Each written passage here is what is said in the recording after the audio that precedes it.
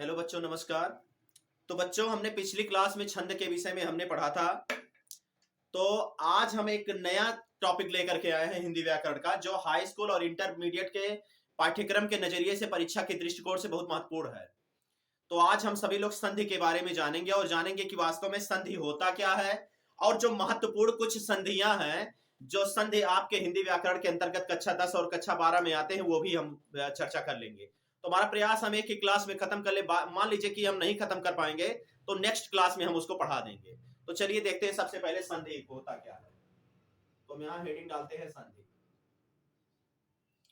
अब संधि मीन्स क्या होता है? जोड़ होता है। क्या होता है? जोड़ होता है। अब यहां प्रश्न ये उठता है कि जोड़ किसका जोड़ होता है।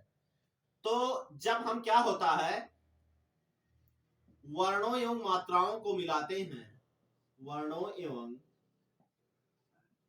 मात्राओं के, वर्णों एवं मात्राओं का जोड़, वर्णों एवं मात्राओं का जोड़। अब संधि क्या होता है? संधि का मतलब होता है जोड़। अब किसका जोड़? वर्णों एवं मात्राओं का जब आपस में जोड़ते हैं, मिलाते हैं, तो उसे हम क्या कहते हैं? संधि कहते हैं। अगर हम संधि के परिभाषा की बात करें तो क्या होता है कि जब प्रथम पद का अंतिम वर्ण, जब प्रथम पद का अंतिम वर्ण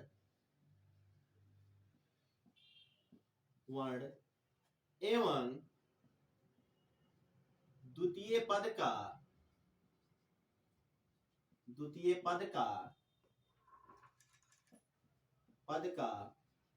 प्रथम वर्ण आपस में मिलाया जाता है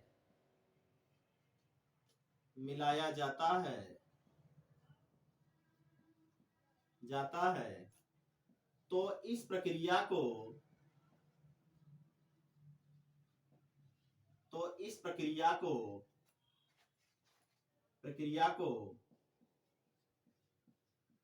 संधि कहते हैं। क्या कहते हैं? संधि कहते हैं। संधि कहते हैं। ध्यान से समझिए। सबसे पहले हमने बताया संधि। तो संधि का क्या अर्थ होता है? जोड़ होता है। तो किसका जोड़? जब हम क्या करते हैं, दो शब्दों को आपस में मिलाते हैं। किसको मिलाते हैं? दो शब्दों या दो पदों को आपस में मिलाते हैं, तो वह कहलाता है समास। क्या कहलाता है? समास। लेकिन जब वर्णों एवं मात्राओं को आपस में मिलाते हैं तो उस प्रक्रिया को हम क्या कहते हैं? संधि कहते हैं। अब संधि में क्या होता है कि जब प्रथम पद का अंतिम वर्ण मिलाया जाता है, यानी प्रथम पद है, कोई मान लीजिए दो पद आपस में मिला रहे हैं, और उस प्रथम पद के अंतिम वर्ण को जब हम आपस में मिलाते हैं, प्रथम पद का अंतिम वर्ण और दूसरे पद का, मान लीजिए दो पदों को आपस में मिलाते हैं, तो प्रथम पद का अंतिम वर्ण मिलाएंगे और दूसरे पद का प्रथम वर्ण को जब आपस में मिलाएंगे तो इस प्रक्रिया को हम क्या कहेंगे? संधि कहेंगे। क्या कहेंगे? संधि। जैसे मान लीजिए आ गया, जैसे मान लीजिए हम मिला रहे हैं गण धन ईस, बराबर क्या हो जाएगा? गणेश। क्या हो जाएगा? गणेश। महाधन ईश बराबर क्या हो जाएगा? महेश।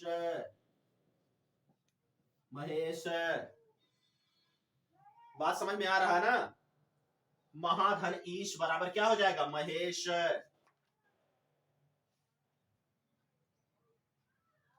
जैसे अति धन इत बराबर क्या हो जाएगा? अतीत। सुरधन ईश बराबर क्या हो जाएगा? सुरेश। क्या होगा? सुरेश। अब देखिए, प्रथम पद और दूसरा पद है क्या? वास्तव में हम शब्द को पद भी कहते हैं। तो जब हम संधि के अकॉर्डिंग हम बात करते हैं तो संधि में क्या होता है, जो प्रथम पद होता है, हम पद समास में भी पढ़ चुके हैं, ये बात हम बताते चल रहे हैं। इसके पिछले क्लास में हम जब ने समास पढ़ाया था, अलंकार के पहले जब हमने समास पढ़ाया था, तो समास में हमने हिंदी का पहला क्लास समास ही लिया था। तो जब समास पढ़ाया था तो उसमें हमने पदों का वर्णन किया था। तो पद क्या है, यही देखिए, ये प्रथम पद है और ये क्या है, दूसरा पद। ये क्या है, प्रथम पद है, ये क्या है, दूसरा पद। ये क्या है, प्रथम पद और ये क्या है, दूसरा पद। ये क्या है, प्रथम पद और ये क्या है, दूसरा पद। तो जब प्रथम पद का अंतिम वर्ण ये है, अब यहाँ देखिए आ छिपा हुआ है, और यहाँ जब ई मिलाते हैं तो आ प्लस ई बराबर क्या हो जाता है, ए। देखिए आराम से आ गया ये। दूसरा देखिए महाधन ईस, यहाँ देखिए बड़ा आ आया है और इसमें क्या मिलाएंगे, बड़ी ई जब मिलाएंगे तब भी ए होगा। देखिए महेश हो गया। अति हुआ, अब यहाँ क्या हुआ, छोटी ई मिला है और छोटी ई में जब क्या मिलाएंगे, छोटी ई प्लस छोटी ई बराबर क्या हो जाएगा, हस्स प्लस हस्स बराबर क्या हो जाता है, दीर्घ। तो यहाँ क्या हो जाएगा, बड़ी। देखिए यहाँ बड़ी ई आया, देखिए सुर धन ईस, इसमें देखिए रा छिपा हुआ है। किसी भी व्यंजन में अपने आप में आ छिपा हुआ होता है। तो देखिए यहाँ आ छिपा हुआ, आ में जब बड़ी मिलाएंगे तो क्या हो जाएगा, आ प्लस ई बराबर क्या बन जाएगा, ए। अब यहाँ देखिए सुरेश हो गया।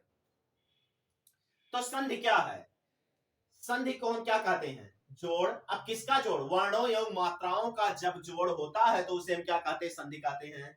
हमने यहाँ परिभाषा क्या लिखा कि जब प्रथम पद का अंतिम वर्ण एवं द्वितीय पद का प्रथम वर्ण आपस में मिलाया जाता है तो इस प्रक्रिया को हम क्या कहते हैं, संधि कहते हैं। अब संधि क्या होता है, संधि में जैसे देख लीजिए, प्रथम पद है, यहाँ दूसरा पद है, यहाँ प्रथम पद है, यहाँ दूसरा पद है, यहाँ प्रथम पद है, यहाँ दूसरा पद है, यहाँ प्रथम पद है, यहाँ दूसरा पद है।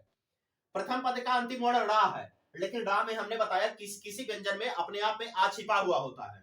तो यहाँ आ में जब ई मिलाएंगे तो क्या बन गया, ए। देखिए यहाँ मिल गया कि नहीं मिल गया। महाधन ईस बराबर क्या बन गया, महेश। अति धन ईत बराबर क्या बन गया, अति। सुर धन ईस बराबर क्या बन गया, सुरेश। नोट कर लीजिए जल्दी से।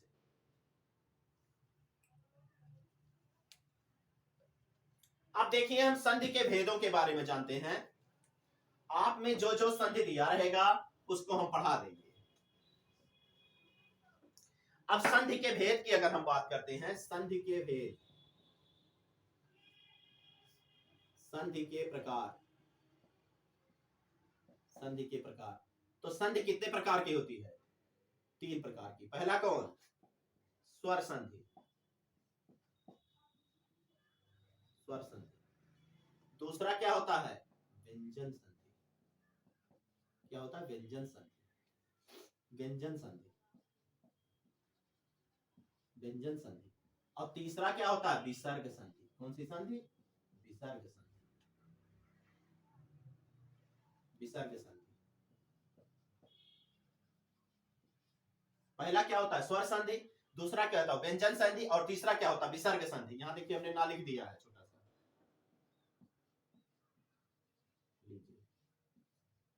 विसर्ग संधि। तो स्वर संधि, व्यंजन संधि और विसर्ग संधि। तो कितने प्रकार की संधि होती है, 3 प्रकार की। पहला क्या होता है, स्वर संधि। दूसरा होता है व्यंजन संधि और तीसरा क्या होता है, विसर्ग संधि। अब क्या होता है, स्वर संधि क्या होता है, जब प्रथम पद का, जब प्रथम पद का अंतिम वर्ण, अंतिम वर्ण स्वर हो एवं दूसरे पद का, दूसरे पद का प्रथम वर्ण भी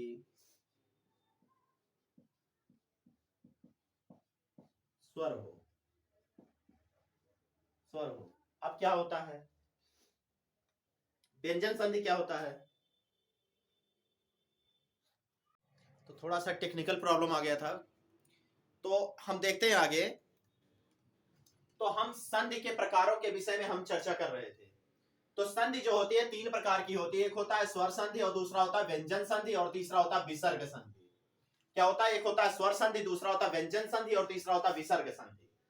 तो स्वर संधि क्या है, जब प्रथम पद का अंतिम वर्ण स्वर एवं स्वर या व्यंजन हो, स्वर हो, क्या हो, जब प्रथम पद का अंतिम वर्ण स्वर हो तथा एवं दूसरे पद का प्रथम वर्ण भी स्वर हो। मतलब जो प्रथम वर्ण हो, प्रथम पद हो, उसका अंतिम वर्ण क्या हो, स्वर हो, और दूसरे पद का जो अंतिम प्रथम वर्ण हो वो क्या हो, स्वर हो।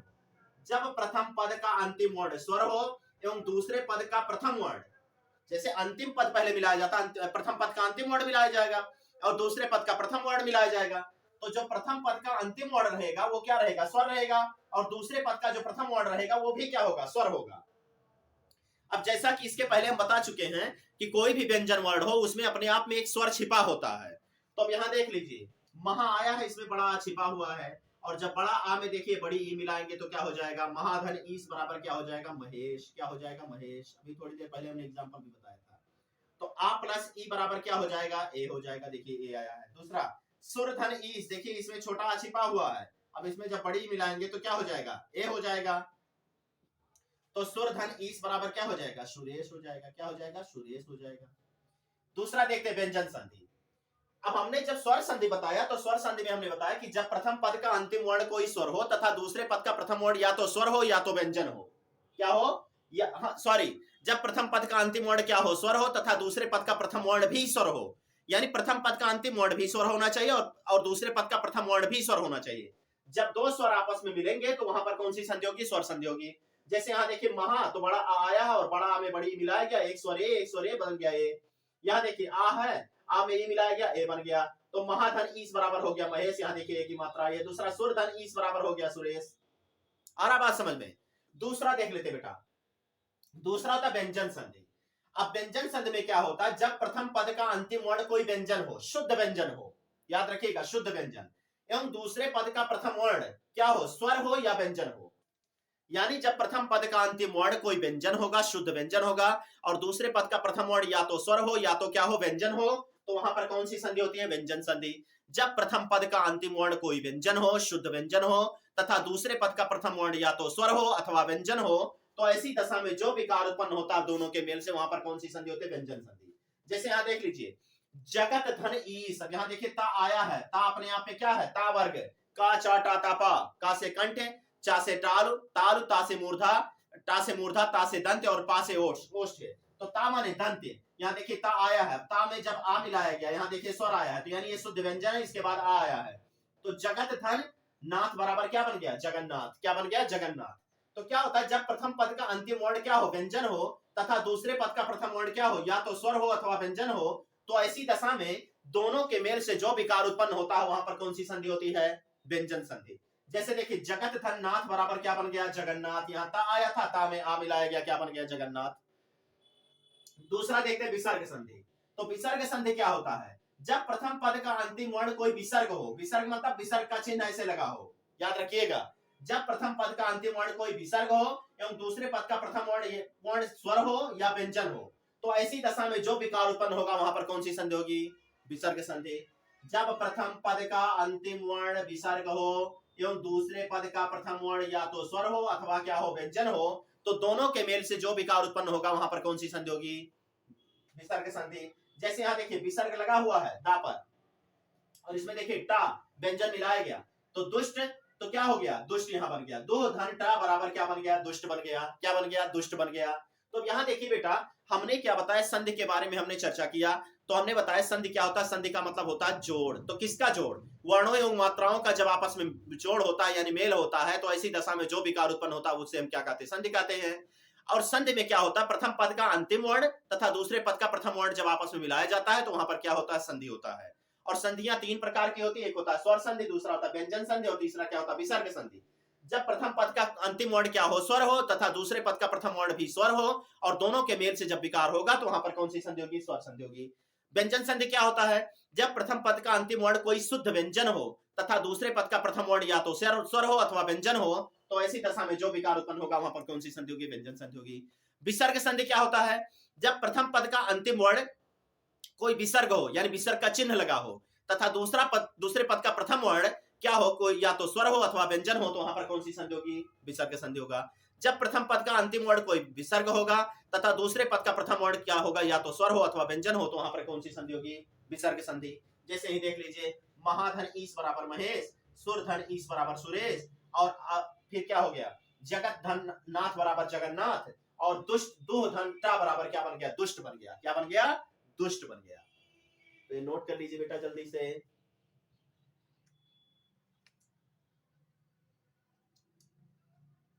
अब देखिए कक्षा 10 के अगर हम सिलेबस की बात करते हैं तो अयादि संधि दिया है, लेकिन हम जब चर्चा करेंगे तो और भी थोड़ा हम देख लेंगे।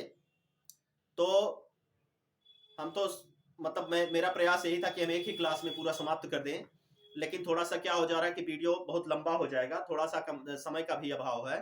तो आज हमने ये जाना संधि और संधि के प्रकारों के बारे में हमने जाना।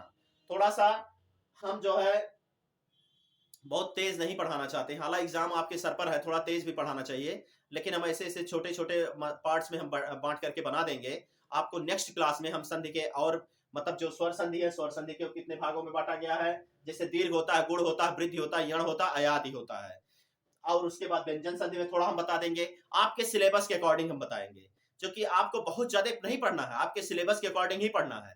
जब आप ज्यादा पढ़ने का प्रयास करने लगेंगे तो क्या होगा, मैंने अभी थोड़ी देर पहले बताया था कि नंबर थोड़ा कम आने का चांस रहता है। आप उतने पढ़िए जो एग्जाम के अकॉर्डिंग दृष्टिकोण से सही हो, आपके पाठ्यक्रम के अकॉर्डिंग आपको पढ़ना है।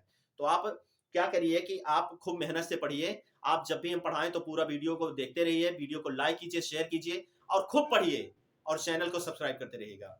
तो वीडियो को लाइक कीजिए, शेयर कीजिए और चैनल को सब्सक्राइब कीजिए। धन्यवाद।